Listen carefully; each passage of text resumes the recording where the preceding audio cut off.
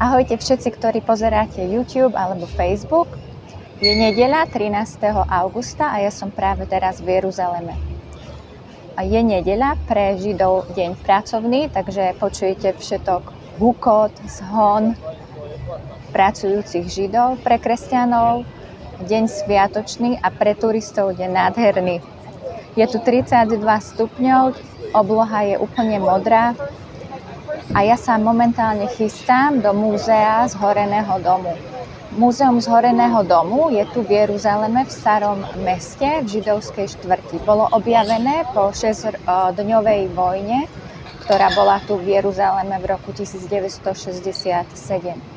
Keď odkrývali židovskú štvrť, našli tu dom a ten dom patril kňazskej rodine Katrosovcov.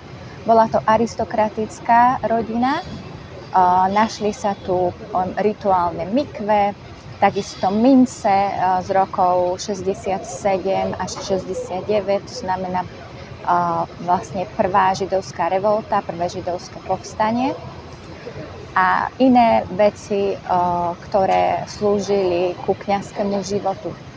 Takisto sa našli pozostatky ženy, pochovanej podľa židovskej tradície, podľa židovských zvykov.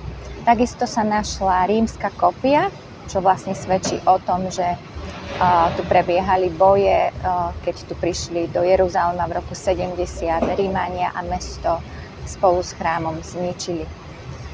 Uvidím, či sa mi podarí filmovať rovno v múzeu.